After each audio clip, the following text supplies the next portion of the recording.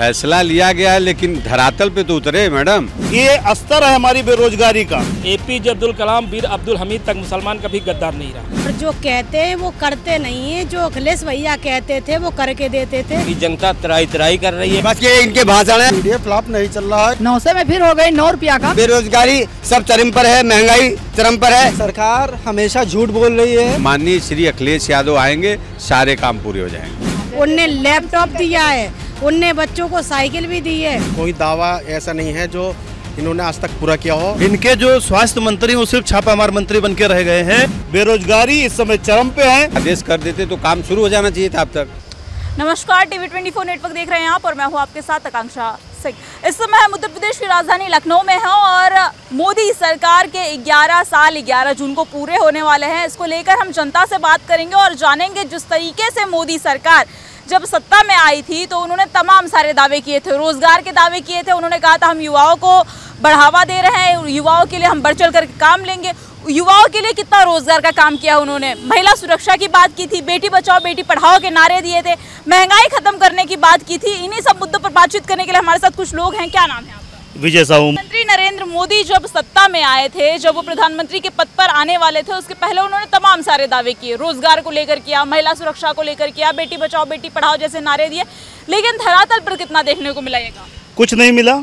आप धरातल पे जाना चाहिए, आप किसी भी गांव में चले जाइए, ऐसी कोई ग्राम पंचायत नहीं उत्तर प्रदेश की जहां पे 50 से 100 नौजवान अपनी रोजी रोटी की तलाश में दिल्ली और मुंबई जैसे शहरों में ग्रेजुएट पोस्ट ग्रेजुएट आप जाके देख लीजिए। कानपुर मंडी में आम ढोता हुआ, आम की बोरी ढोती हुई है, आजकल दिख जाएगा आपको।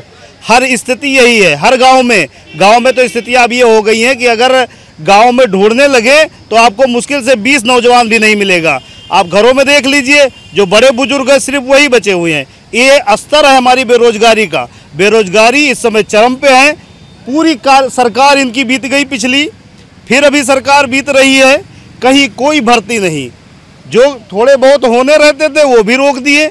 अब तो स्थितियाँ ये हो गई हैं कि एक एक तहसीलों में आप जाके देख लीजिए, राजस्व विभाग में दो कानून को, एक कानून को पूरी तहसील चला रहे हैं।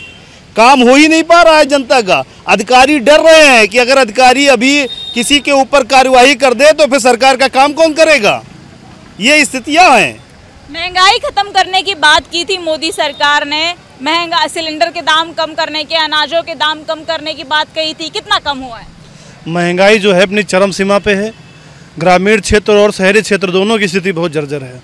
तमाम युवा महंगाई से त्रस्त होकर जो है, पहले कुछ व्यवस्थाएं ऐसी गाँव में थी कि लोग गांव में रह रहे थे और उनका जीविकोपार्जन अच्छे से हो रहा था। आज स्थिति इतनी दयनीय हो गई है कि देश का युवा और गांव से लेके शहर तक वो मजबूर हो गया है बड़े शहरों में पलायन के लिए। बेरोजगारी बहुत चरम सीमा पे है, कोई शब्द ही नहीं है। लेकिन मोदी सरकार कह रही है कि हमने इतने करोड़ युवाओं को रोजगार दे दिया, इतने लाख बच्चों को जो है वो शिक्षा फ्री में दे रहे हैं, इतनी स्कूलें खुलवा दिए, हॉस्पिटल्स खुलवा दिए। फिर वो जो बड़े बड़े दावे कर रही है सरकार, वो कहाँ जा रहे हैं? आज जो स्वास्थ्य सेवाओं को लेकर दावे कर रहे हैं, इनके जो स्वास्थ्य मंत्री वो सिर्फ छापामार मंत्री बन के रह गए हैं। और उन्हीं के विधानसभा क्षेत्र कैंट में जो है, जो स्वास्थ्य मंत्री हैं ब्रजेश पाठक जी, उन्हीं विधानसभा कैंट क्षेत्र में एक लोक बंधु हॉस्पिटल है, उसकी स्थिति इतनी जर्जर है जो उनके ऑफिस से मात्र 2 से 3 किलोमीटर के डिस्टेंस पे है। लेकिन ब्रजेश पाठक कहते हैं, और फिर शुरुआत में देखा भी गया था जब वो स्वास्थ्य मंत्री बनाए गए थे, तमाम अलग अलग जगहों पर हॉस्पिटलों में जाते थे, अपना भेष बदल कर जाते थे और वहां जाकर मामले को संज्ञान में लेते थे। लेकिन अब की स्थिति देखने को कुछ और ही मिल रही है। क्या लग रहा है आगे? वो सिर्फ छापामार मंत्री हैं और इस सरकार में जो है उनका ना तो कोई अस्तित्व है ना तो कोई वजूद है। क्या कहेंगे जिस तरीके से मोदी सरकार के 11 साल पूरे हो रहे हैं, तमाम सारे सरकार ने दावे किए थे, कैसे देखते हैं आप इन दावों को, इन वादों को? पूरी तरीके से बिल्कुल फ्लॉप है। कोई दावा ऐसा नहीं है जो इन्होंने आज तक पूरा किया हो, या इसमें छात्र हों, नौजवान हों, नौकरी हो, किसी तरीके का कोई वादा इन्होंने पूरा नहीं करा अभी तक भी, और ना आगे करेंगे। ये सिर्फ इनको तो इधर का इधर करना है, उधर का उधर करना है बस। जाति जनगणना कराने की बात कही गई है, तारीखों का ऐलान हो चुका है। कैसे देखते हैं जाति जनगणना के इस ऐलान को? इनको जाति जनगणना कराना है तो तुरंत आदेश, जैसे किसी को अगर हटाना है तो इनके सचिवालय रविवार को रात में खुल जाते हैं।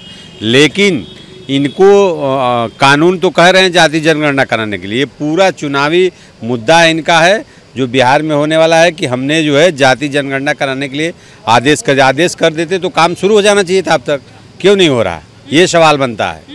सवाल ये है कि आपने आदेश किया और अभी तक शुरू नहीं हुआ। मोदी सरकार के 11 साल पूरा होना है और उसके ठीक पहले जाति जनगणना कराने का फैसला लिया गया है, लेकिन धरातल पे तो उतरे मैडम, धरातल पे उतरना चाहिए ना। ये तो आपके हिसाब से धरातल पर नहीं उतरेगा, सिर्फ दिखावटी है, उतर जाना चाहिए, अब तक होना चाहिए। सब दिखावा है। 2027 में करने की बात कही है उन्होंने, उत्तर प्रदेश में 2027 में। बिना हमारे माननीय अखिलेश जी के कुछ नहीं होने वाला है। आप जनता और गांव में जाइए, पूरी जनता लड़ाई लड़ रही है कि माननीय श्री अखिलेश यादव आएंगे, सारे काम पूरे हो जाएंगे। देखिए यहाँ पर भी कुछ लोग हैं, इनसे भी फटाफट जानने की कोशिश करेंगे। क्या नाम है आपका? शिवम यादव। ये लो युवा हो आप, ये बताओ कि जब मोदी सरकार सत्ता में आई थी, प्रधानमंत्री नरेंद्र मोदी जब चुनावी प्रचार प्रसार कर रहे थे तो उन्होंने रोजगार की बात कही थी। उन्होंने कहा था हम रोजगार देंगे युवाओं को। आपको लग रहा है कि युवाओं को रोजगार मिला है? युवाओं को रोजगार उन्होंने तो दिया ही नहीं है, और ऊपर से जो 60 साल की नौकरी थी उसको 4 साल में कन्वर्ट कर दिया है। अभी अग्निवीर जैसी नौकरियां दे रही है सरकार। इससे क्या है, 4 साल में आदमी को क्या मिल जाएगा? तो वो खाली बस दिखावटी उनका दावा है। और माननीय अखिलेश यादव जो 2027 में जब मुख्यमंत्री बनेंगे तभी रोजगार मिलेगा, तभी यहाँ की जनता अपने आप को सफल बनाएगी। तो महंगाई की बात उन्होंने करी थी, महिला सुरक्षा की बात की थी, तमाम सारे मुद्दे लेकर उतरे थे। लग रहा है आपको कि उन मुद्दों पर सरकार खरी उतरी है? सरकार के वादे जो किए गए थे वो सही थे? सरकार हमेशा झूठ बोल रही है और अपने किसी भी वादे पे खरी नहीं उतरी है। बेरोजगारी चरम पे है और हर जगह पुलिस भी अपना तांडव कर रही है, किसी का साथ नहीं दे रही है। और इसी तरीके से भाजपा लगातार प्रताड़ित कर रही है लोगों को। 2025 है और 2025 में 11 जून को मोदी सरकार के 11 साल पूरे हो चुके हैं। कैसा कार्यकाल रहा, क्या देखने को मिला, कितना परिवर्तन हुआ मोदी सरकार में? परिवर्तन कुछ नहीं हुआ, भ्रष्टाचार चरम सीमा पर है। और जो है जो उन्होंने कहा था योजनाएं करने की, वो सब योजनाएं धरातल पर एक भी नहीं है, सारी फेल हो गई हैं। माननीय अखिलेश यादव जी 27 में मुख्यमंत्री जी बनेंगे तभी कुछ होगा। बाकी जनता त्राही कर रही है। महंगाई सिलेंडर जो है फिर बढ़ा दिए, 1000 रुपये के लगभग पहुंच गया है। डीजल पेट्रोल 100 रुपये लीटर है। गल्ला फ्री दे रहे थे, उसमें भी सब खराब गल्ला आ रहा। पहले की सरकारें, चाहे कांग्रेस की सरकार रही हो, प्रदेश में समाजवादी पार्टी की सरकार रही हो, तब तो भारतीय जनता पार्टी की सरकार कह रही थी महंगाई चरम सीमा पर है। सिलेंडर के दाम को लेकर के, सिलेंडर लेकर के अपने सरों पर स्मृति ईरानी विधानसभा के बाहर और सड़कों पर देखने को मिलती थी।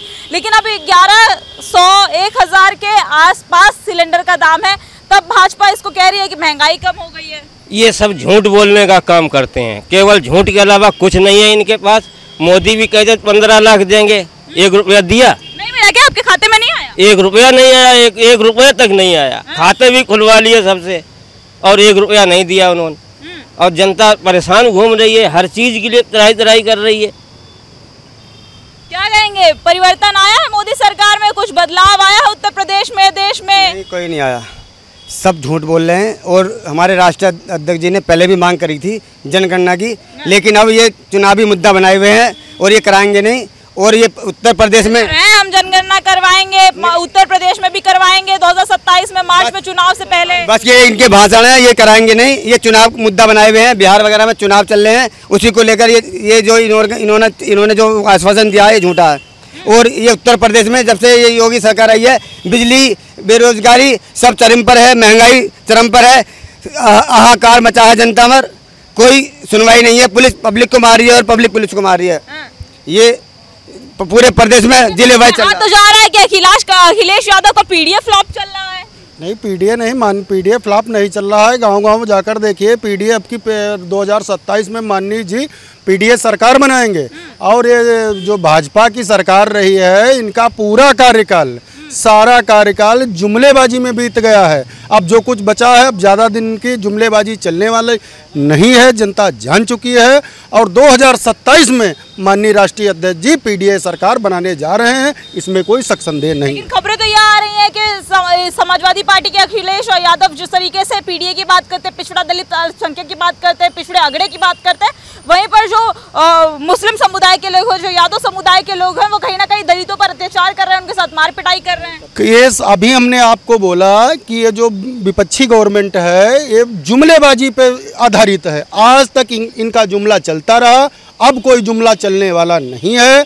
और मैं बार बार कह रहा हूं कि पीडीए 2027 में माननीय राष्ट्रीय अध्यक्ष जी पीडीए सरकार बनाएंगे, इसमें कोई शक संदेह नहीं। यहाँ पे देखिए महिलाएं भी हैं, महिलाओं से भी जानेंगे। आप लोग घर गृहस्थी चलाती हैं, किचन संभालती हैं, ऐसे में आपसे जानना चाहेंगे कि मोदी सरकार जब सत्ता में आई थी, प्रधानमंत्री नरेंद्र मोदी जब आए थे, तो उन्होंने दावा किया था कि हम महिलाओं को सुरक्षित रखेंगे, हम बेरोजगारी को खत्म कर देंगे, हम महंगाई को खत्म कर देंगे। ऐसे में आप लोगों के किचन पर कितना फर्क पड़ा है? हमारी किचन पर 1% फर्क नहीं पड़ा है, और जो कहते हैं वो करते नहीं है। जो अखिलेश भैया कहते थे वो करके देते थे।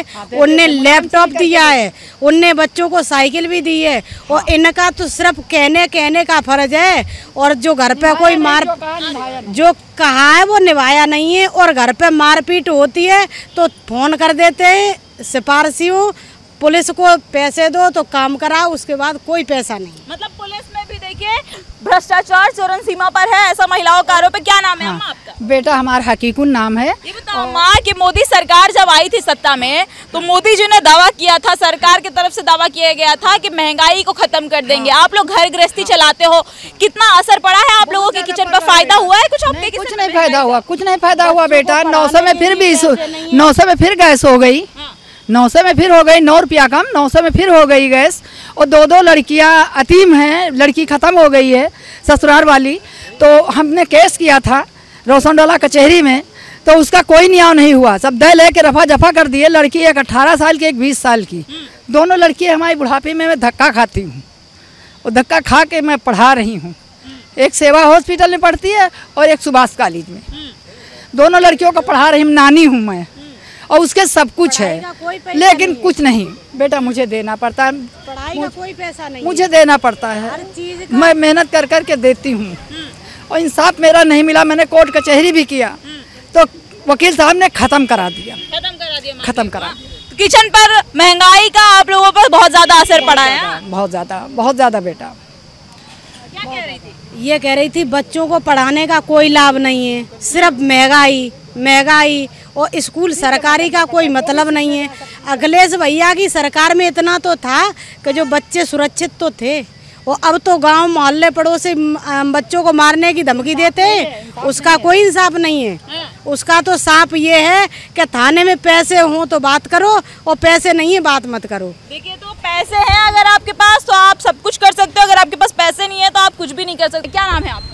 मोहम्मद आवेश नाम है हमारा। प्रधानमंत्री नरेंद्र मोदी के 11 साल का कार्यकाल पूरा हो रहा है। उसमें जब वो सत्ता में आ रहे थे तमाम सारे दावे किए थे उन्होंने, रोजगार के दावे किए थे, महिला सुरक्षा, बेटी बचाओ बेटी पढ़ाओ, महंगाई कम जैसे तमाम मुद्दे। धरातल पर कितना देखने को मिला? हम सबसे पहले मोदी जी का धन्यवाद देंगे, क्योंकि वो मुस्लिम समाज को जिस स्तर तक, ऊंचाई तक पहुंचाए हैं।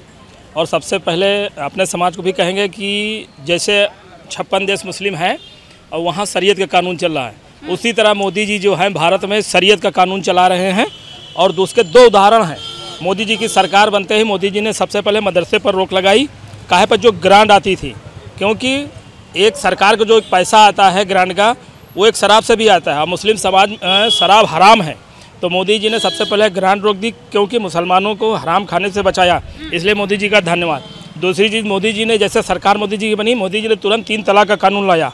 हमारी बहनों को मतलब बेघर से होने से, जो उनके जो जाति होती थी, उससे बचाया। इसलिए मोदी जी के जो 11 साल हुए हैं उससे हम लोग एक अच्छा कार्यक्रम करेंगे। और मुस्लिम समाज से कहेंगे कि सब लोग बढ़ चढ़कर मोदी जी का वो करिए, क्योंकि मोदी जी की सरकार बनते मोदी जी ने 5000 करोड़ अल्पसंख्यक मंत्रालय को दिया। जिस कारण दिया, क्योंकि उन्होंने कहा कि मुसलमानों की शिक्षा का स्तर बहुत नीचे है, इसलिए मुसलमान आगे बढ़ जाएं। लेकिन विपक्ष कह रहा है कि मुसलमान विरोधी है भाजपा सरकार। अभी कल तक जो वैसी तलतर करते थे, कल जब भारत पे संकट आया, मोदी जी के साथ में वैसी हम मतलब साथ में कंधे से कंधा मिला कर मुसलमान आज से लेके आज तक हमेशा भारत के प्रति वफादार रहा। चाहे वो टीपू सुल्तान से लेकर APJ अब्दुल कलाम, वीर अब्दुल हमीद तक मुसलमान कभी गद्दार नहीं रहा। क्या कहेंगे, कैसे देखते हैं योगी जी, प्रधानमंत्री नरेंद्र मोदी के 11 साल का कार्यकाल पूरा हुआ है? देखिए, 11 साल के इस कार्यकाल में बहुत सारे कानून, बहुत सारे एक्ट ऐसे बने माननीय प्रधानमंत्री मोदी जी के नेतृत्व में, जिसमें मतलब जनहित में एक बड़ा विस्तार देखने को मिला है। और अगर देखा जाए अर्थव्यवस्था को देख लीजिए, आप सुरक्षा व्यवस्था को देख लीजिए, वो बहुत टाइट हुई है, चाहे वो थल सेना हो, वायु सेना हो। और अभी रिसेंटली आपको सभी को जानकारी है कि जो हमला हमारे दुश्मन देश पाकिस्तान ने किया था, तो उसका भरपूर जवाब जैसे दिया गया और ऑपरेशन सिंदूर जैसे नाम रखा गया, तो डेफिनेटली मैं तो माननीय प्रधानमंत्री मोदी जी को बहुत धन्यवाद देता हूँ कि उनका शार्प माइंड और उन्होंने किस तरीके की स्ट्रेटजी बनाई और उसको हाइड करके और एकदम घर में घुस के मारा। लेकिन राहुल गांधी तो कह रहे हैं सीज फायर का ऐलान कर दिया गया, डोनाल्ड ट्रंप की बात सुनकर क्या मोदी जी डर गए थे? देखिए, विपक्ष हमेशा आपको सरेंडर कर दिया। विपक्ष के पास कोई काम नहीं है, विपक्ष के पास सिर्फ इल्ज़ाम लगा सकता है। विपक्ष हमेशा से अच्छे कामों में हमेशा उसने कुछ ना कुछ अड़ंगा लाया है और अच्छे कामों को हमेशा उनने कभी अप्रिशिएट नहीं किया। देश का मामला है और देश की सुरक्षा का मामला है और इसमें कोई कॉम्प्रोमाइज़ नहीं है। 70 साल से ये लोग जो है क्या किया इन्होंने, 70 साल से भारत में किया क्या? हर दंगे इनकी सरकारों में हुए, हर तरीके की शिया सुन्नी इनकी सरकारों में हुआ। और आज माननीय प्रधानमंत्री मोदी जी की ऐसी सरकार है कि जिसमें शिया सुन्नी का दंगा जो था वो ख़त्म हो चुका है। हमेशा जितना इन लोगों ने रोटियां सेकनी थी, विपक्ष के कांग्रेस हो, समाजवादी हो, बसपा, कोई भी हो, इन लोगों ने कुछ नहीं दिया। हमेशा रोजगार अपने आप में बहुत बड़ा मुद्दा है। जब प्रधानमंत्री नरेंद्र मोदी आए थे तो उन्होंने कहा था हम युवाओं को बढ़ावा देंगे, उनकी शिक्षा को बढ़ावा देंगे, रोजगार देंगे, लेकिन वो धरातल पर देखने को नहीं मिल रहा। आप देखिए ना, आप देखिए कि अब अगर आप यूपीएससी और आईपीएससी का आप उठा के देख लीजिए, यूपी का और अलग अलग स्टेटों का भी, कि देख लीजिए किस तरीके से बच्चों के आप रैंक देख लीजिए और कैसे वो किस तरीके से इस बार क्वालिफाई कर रहे हैं। तो कहीं ना कहीं जो पढ़ के आएगा तो मतलब सबसे बड़ी बात कि निष्पक्ष सबको जो है, या नौकरी हो या कोई भी उसका एग्ज़ाम में बैठे, लेकिन निष्पक्ष तरीके से उसको पूरी तरीके से यहाँ पे सुरक्षा व्यवस्था मिल रही है कि पूरी तरीके से वो निष्पक्ष तरीके से काम कर। देखिए, यहाँ पर कुछ लोग मौजूद हैं, इनसे बात की हमने। कुछ लोगों का कहना ये था कि जिस तरीके से अखिलेश यादव काम करते थे, राहुल गांधी काम किया करते थे, यानी कि कांग्रेस और समाजवादी पार्टी की सरकार में काम हुआ करता था, वैसा काम अब भारतीय जनता पार्टी की सरकार में नहीं हो रहा है। तो वहीं कुछ लोगों का कहना ये भी था कि जिस तरीके से लगातार प्रधानमंत्री नरेंद्र मोदी अपने वादे कर रहे थे, उन वादों पर खरे नहीं उतरे हैं। लेकिन कुछ भाजपा समर्थकों का कहना ये भी था कि जिस तरीके से प्रधानमंत्री नरेंद्र मोदी ने ऑपरेशन सिंदूर को लेकर काम किया है और जिस तरीके से देश में परिवर्तन आया है, चाहे रोजगार का मुद्दा हो, चाहे शिक्षा व्यवस्था का मुद्दा हो, चाहे महिला सुरक्षा का मुद्दा हो, इसमें काफी परिवर्तन देखने को मिला। बहरहाल, इस खबर पर आपकी क्या राय है और आपको क्या लगता है कि 11 साल में प्रधानमंत्री नरेंद्र मोदी की सत्ता में रहने पर कितना परिवर्तन आया है बाकी की सरकारों के कंपेयर में? हमें कमेंट करके जरूर बताइएगा। इस देश और दुनिया की तमाम खबरें देखने के लिए बने रहिए हमारे साथ टीवी 24 नेटवर्क के साथ।